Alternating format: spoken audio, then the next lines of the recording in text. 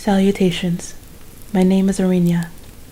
I do not know what I am, nor how I become entrapped in this room, but it seems I will not leave here anytime soon, so I shall take up the time reading with all of you, sitting near the fire as the perpetual rain falls outside. Today's story is The Actress. The Actress was first published as A Trap for the Unwary in the Novel Magazine, May 1923. The shabby man in the fourth row of the pit leaned forward and stared incredulously at the stage. His shifty eyes narrowed fervently. "Nancy Taylor," he muttered. "By the Lord, little Nancy Taylor." His glance dropped to the program in his hand. One name was printed in slightly larger type than the rest. Olga Stormer. So that's what she calls herself. Fancy yourself a star, don't you, my lady? And now you must be making a pretty little pot of money, too. Quite forgotten your name was ever Nancy Taylor, I dare say. I wonder now what you say if Jake Levitt should remind you of that fact. The curtain fell on the close of the first act. Hearty applause filled the auditorium. Olga Stormer, the great emotional actress, whose name in a few short years had become a household word, was adding yet another triumph in her list of success as Cora in The Avenging Angel. Jake Levitt did not join in the clapping, but a slow, appreciative grin gradually descended his mouth. God, what luck! Just when he was on his beam ends, too.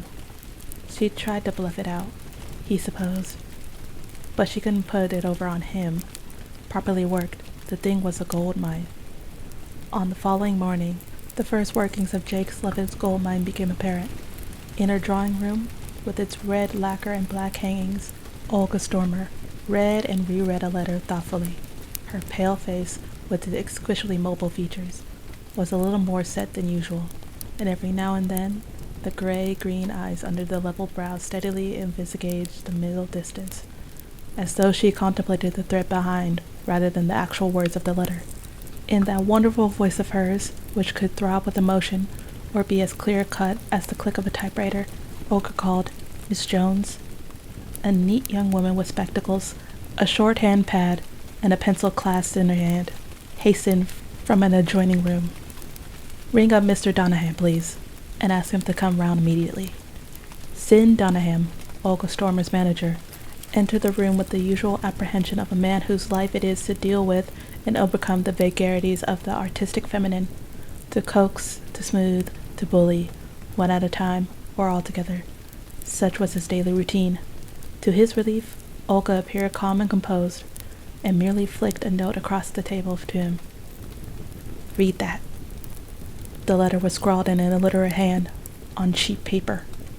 "Dear Madam, I much appreciate your performance in The Avenging Angel last night. I fancy we have a mutual friend in Miss Nancy Taylor, late of Chicago. An article regarding her is to be published shortly. If you would care to discuss same, I could call upon you at any time convenient to yourself. Yours respectfully, Jake Levitt." Danahan looked slightly bewildered. "I don't quite get it. Who is this Nancy Taylor?" "A girl who would be better off dead, Danny." There was a bitterness in her voice, and a weariness that revealed her 34 years. "A girl who was dead until this Karen Crow brought her to life." "Oh, then, me, Danny, just me. This means blackmail, of course?" She nodded.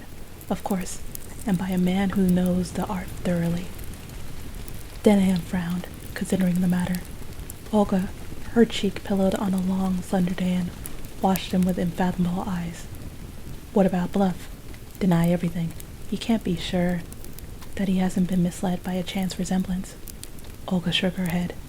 "Levitt makes his living by blackmailing women. He's sure enough." "The police?" hinted Danahan doubtfully. Her faint, derisive smile was an answer enough.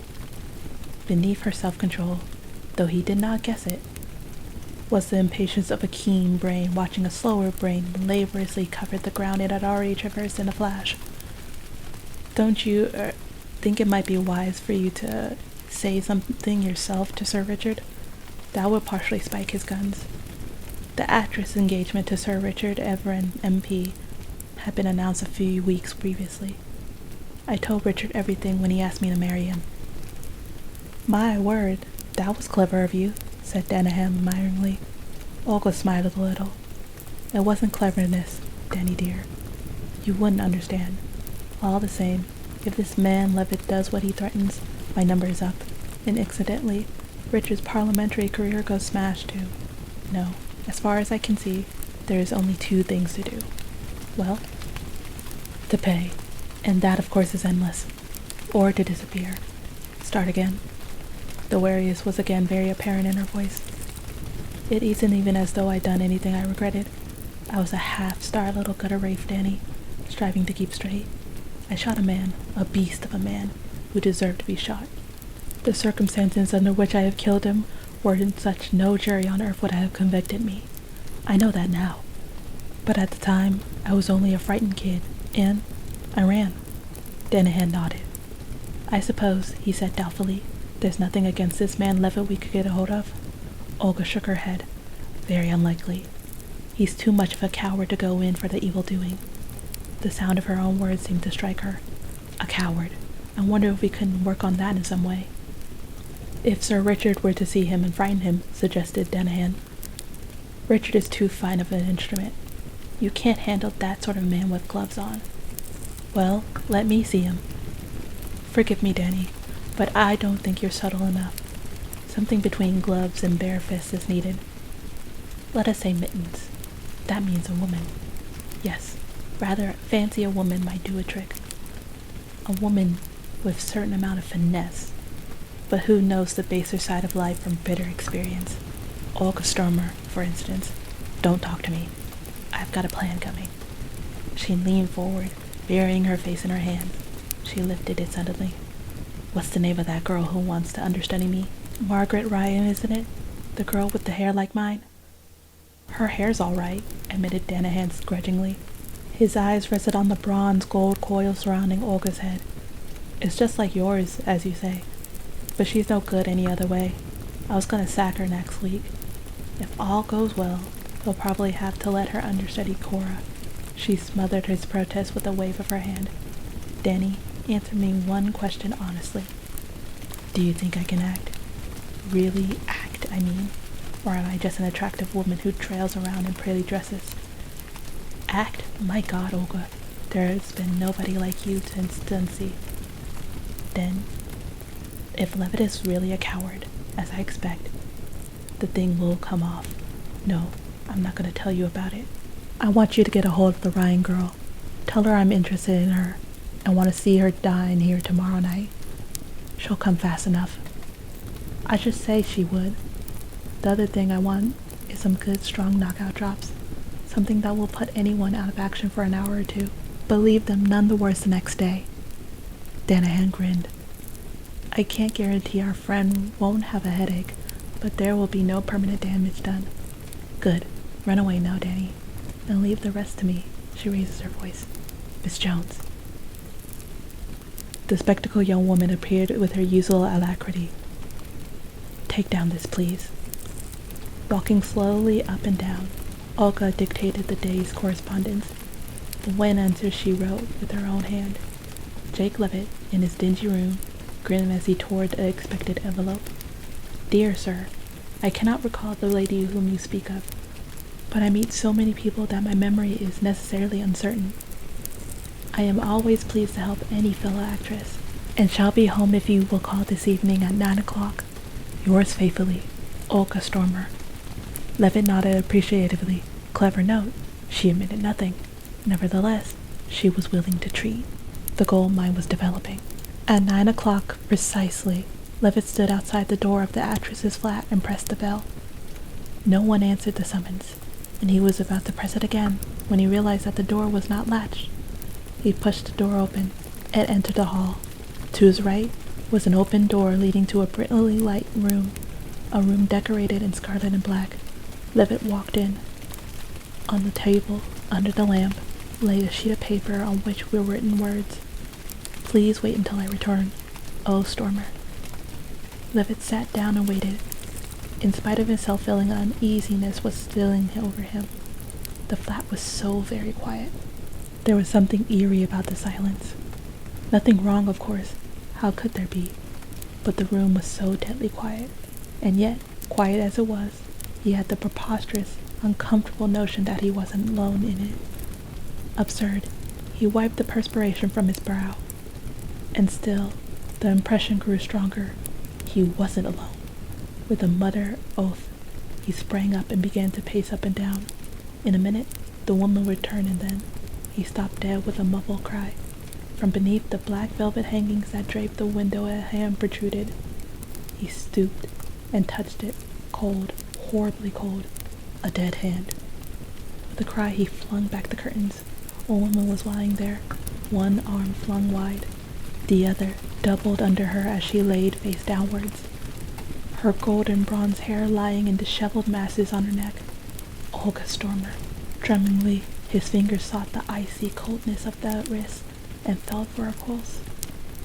As he thought, there was none. She was dead. She had escaped him.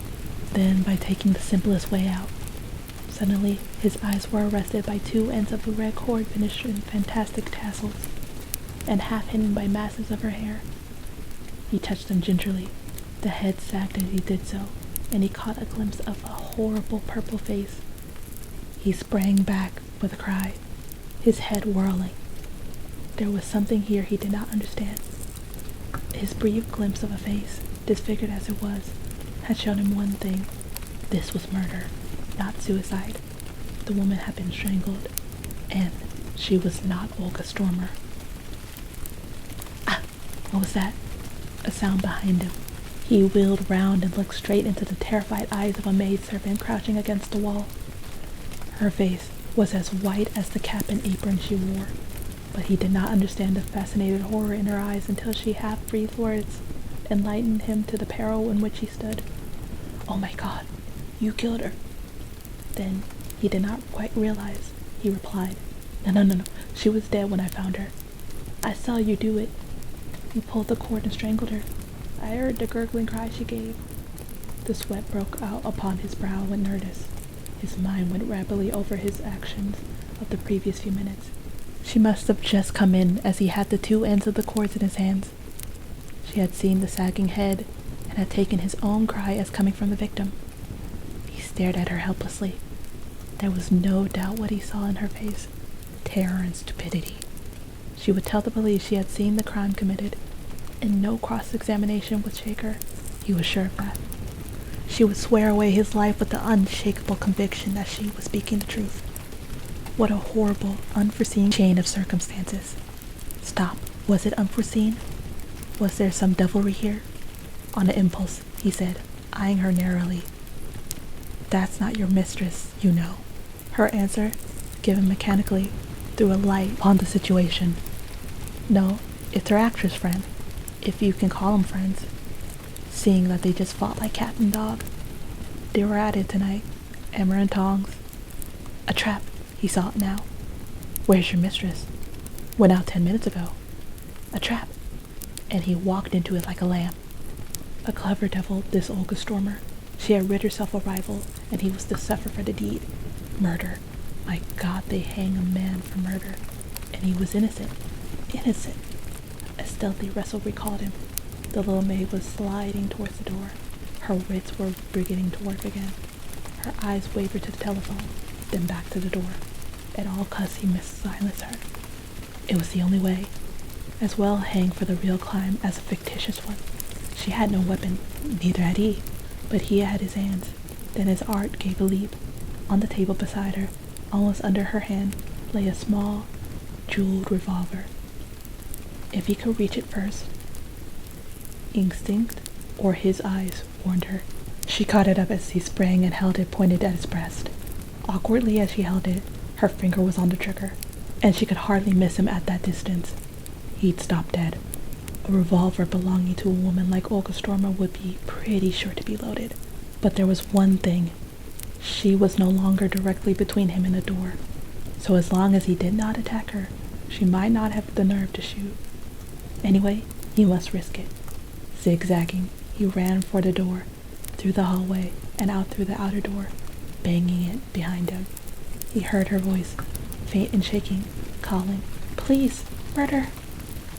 He'd have to call louder than that before anyone was likely to hear her. He'd got to start, anyway. Down the stairs he went, running down the open street, then slacking to a walk as the stray pedestrian turned the corner. He had his plan cut and dried. To Gravesend as quickly as possible. A boat was sailing from there that night for the remoter parts of the world. He knew the captain, a man who, for consideration, would ask no questions. Once on board and out to sea, he would be safe. At 11 o'clock, Danahan's telephone rang. Olga's voice spoke. "Prepare a contract for Miss Ryan, will you? She's the understudy Cora. It's absolutely no use arguing. I owe her something after all the things I did to her tonight." "What? Yes, I think I'm out of my troubles. By the way, if she tells you tomorrow that I am an Audran spiritualist and put her into a trance tonight, don't show open incredulity." "How?" "Knockout drops in the coffee, followed by scientific passes. After that, I painted her face with purple grease paint and put a tourniquet on her left arm. Mystified? Well, you must stay mystified until tomorrow. I haven't the time to explain it now. I must get out of this cap and apron before my favorite Maud returns from the pictures. There was a beautiful drama on tonight, she told me, but she missed the best drama of all. I played my best part tonight, Danny. The Mittens one. Jack Levitt is a coward, all right. And oh, Danny, I'm